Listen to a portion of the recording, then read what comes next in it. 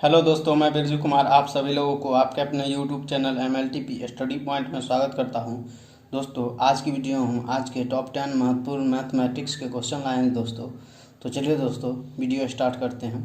पहला क्वेश्चन है आपका, एक समांतर श्रेणी का पहला पद 4 और अंतिम पद 96 है। यदि सभी पदों का योग 1200 है तो सार्व अंतर ज्ञात कीजिए, यानी कि डी ज्ञात कीजिए। तो देखिए दोस्तों, इसको कैसे बनाते हैं। पहला पद आपका कितना दिया हुआ है, 4। तो ये कितना दिया हुआ है आपका, 4 हो गया। और अंतिम पद यानी कि एन दिया हुआ है आपका 96।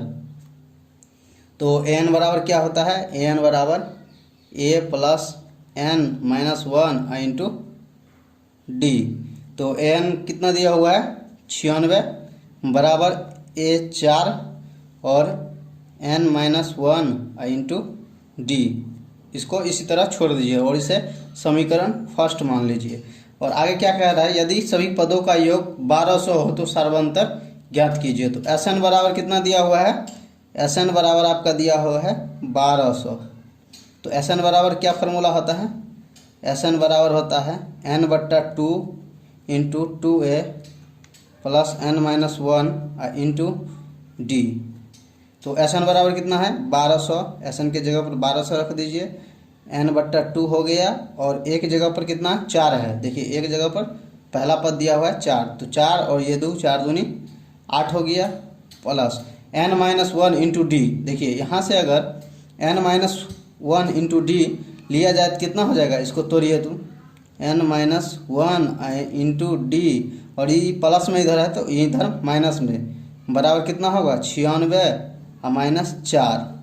तो n माइनस 1 इंटू डी बराबर कितना हो जाएगा 92।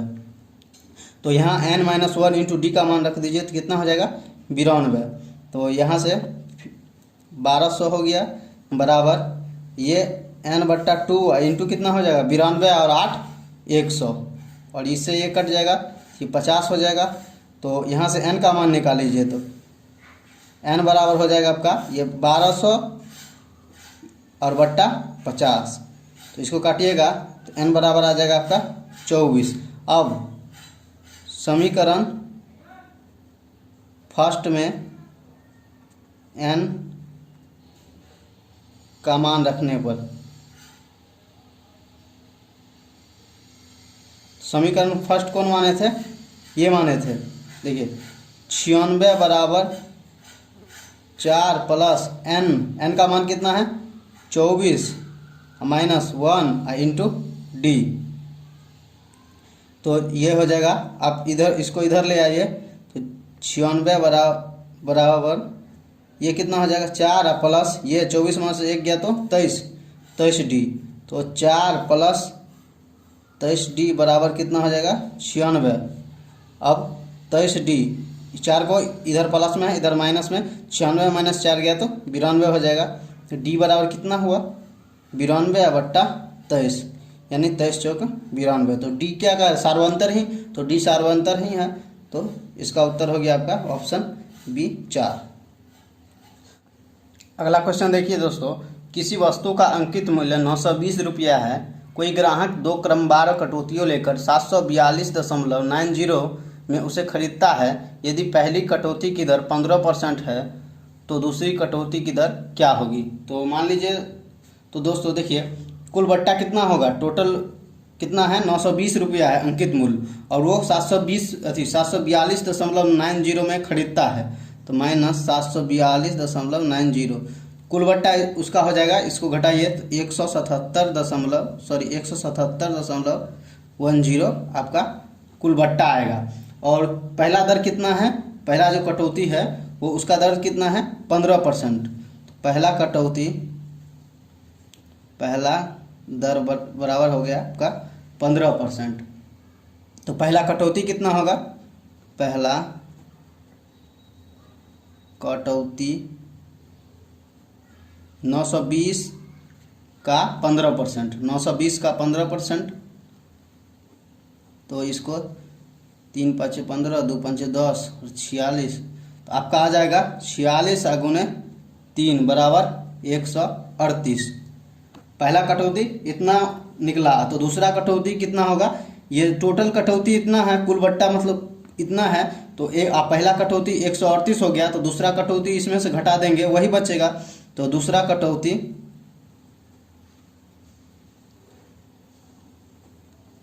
177.10 माइनस 138 बराबर आपका आ जाएगा 39.10 रुपया। टोटल दूसरा कटौती आपका इतना निकल गया।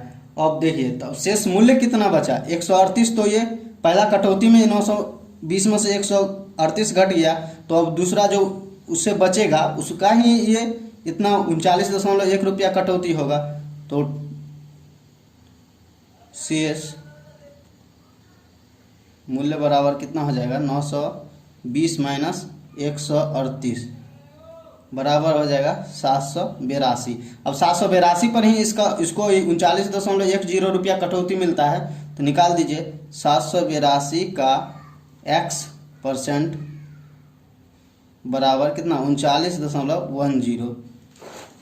तो इसको x बराबर कितना हो जाएगा 3910/782। इसको काटिएगा तो 5 से ये कट जाएगा, तो आपका ऑप्शन भी सही हो जाएगा, उत्तर आ जाएगा आपका 5%।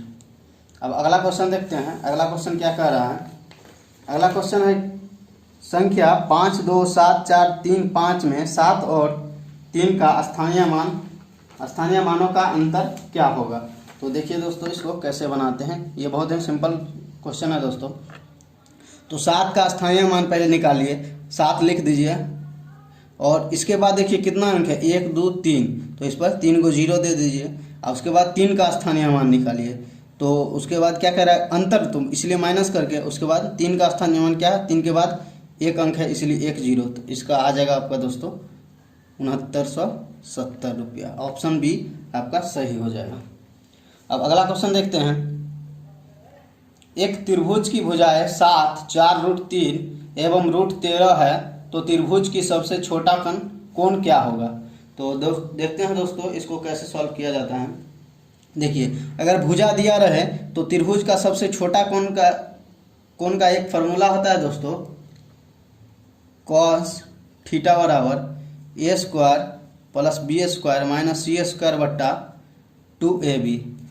इस फार्मूला को याद रखिएगा। अब इसी पर बैठाते हैं, तो 7 का स्क्वायर प्लस 4√3 का स्क्वायर माइनस c कितना है √13 का स्क्वायर बट्टा 2, और ये हो गया आपका 7 और गुने p हो गया आपका 4√3। तो क्या हो जाएगा 7 7 49 और 49 प्लस 4 चौक 16 16 48 माइनस 13। अब बट्टा में कितना हो जाएगा 7 दूनी 14 14 चौक 56√3। तो ये हो जाएगा आपका 97 यानी कि 81, दोनों घटाइएगा 9 8 17 84, ऊपर में आ जाएगा 84 और बट्टा 56√3। तो इसको काटिएगा तब 14 चौक 56 और 14 चौक 84 यानी 3 और 2, तो आएगा आपका 3/2√3। तो इसका परमेकरण कर दीजिए, इसका परमेकरण करिएगा तो 2√3 और बट्टा 2√3,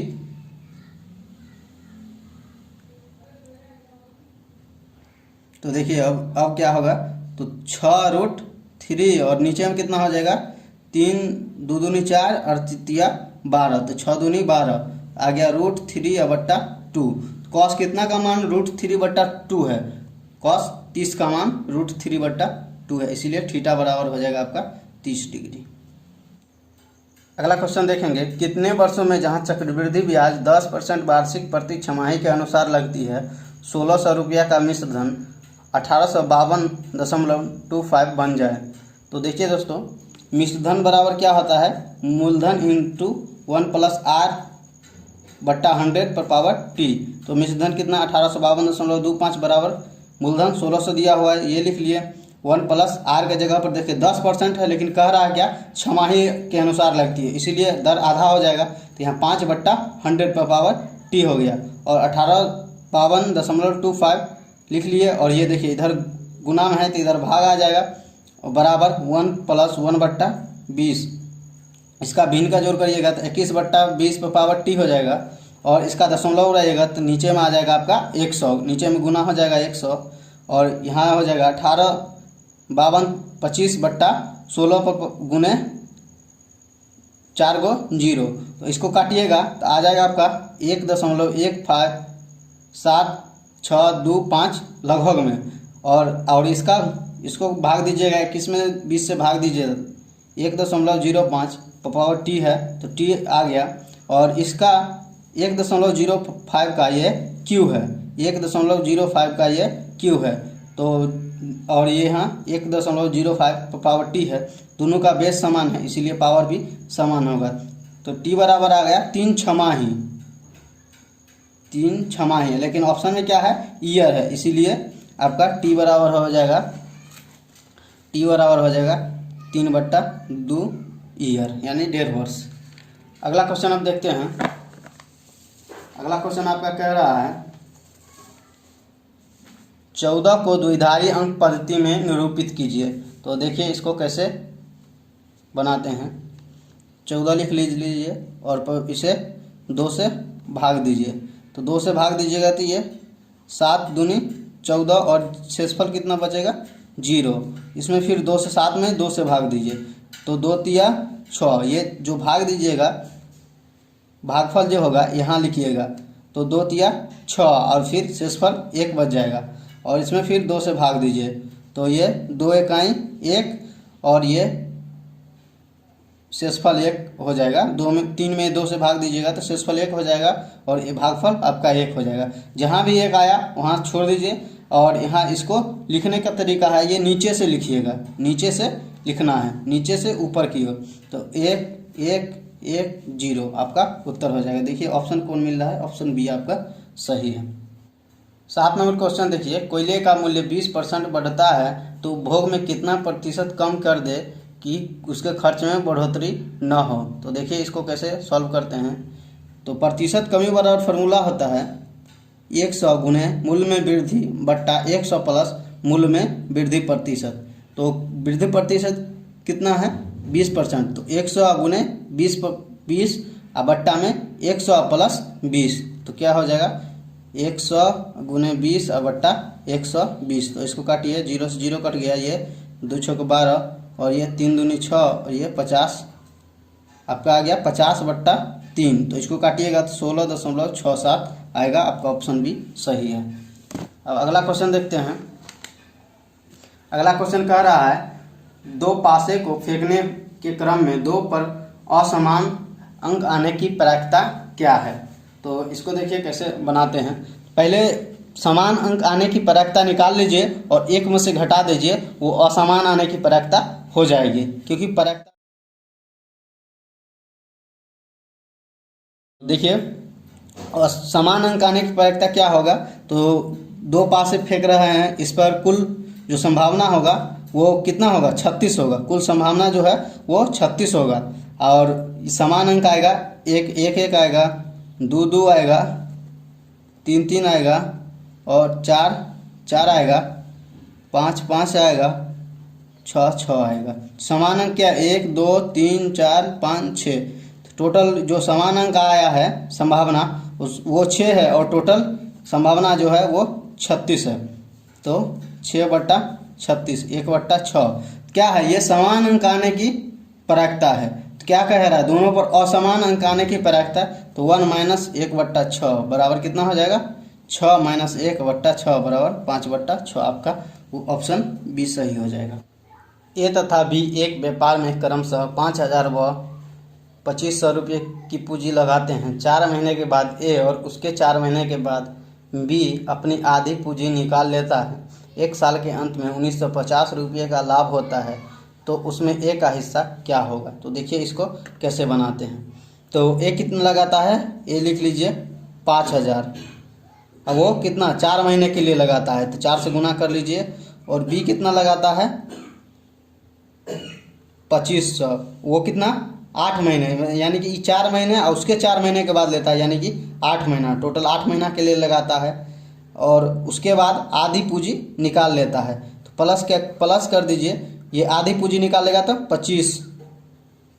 2500 और फिर कितना महीना के लिए, ये 1 साल के लिए लगाता है तो ये 4 महीना 5,000 लगाया, तो अब 8 महीना बच गया इसका, जिसमें 2500 रुपया लगाएगा। और इसके बाद ये देखिए 1 साल में ये 4 महीना 1250 रुपया लगाएगा, क्योंकि 8 महीने के बाद ये आधा निकाल लेता है। तो 1 वर्ष में 12 महीना होता है, तो 8 महीना के लिए आधा निकाल लिया, तो 4 महीना आधा ही लगाएगा। तो इसको 4 से गुना कर दीजिए। उसके बाद देखिए तो ये कितना हो जाएगा आपका 20,000 प्लस 25 8 2, ये 20,000 हो जाएगा।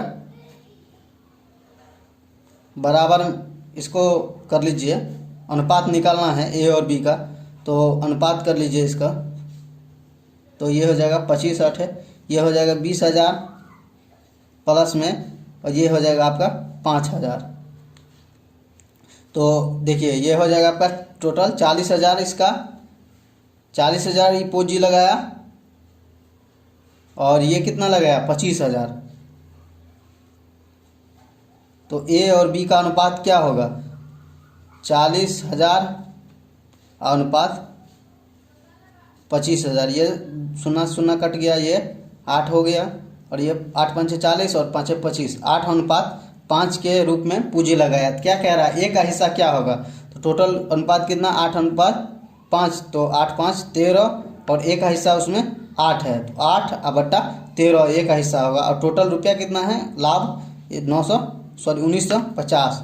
तो इसको काटिए, तो ये कटेगा आपका 13 इकाई 13 और 13 5 65, तो ये आपका 15 से कट जाएगा, 150 से कटेगा।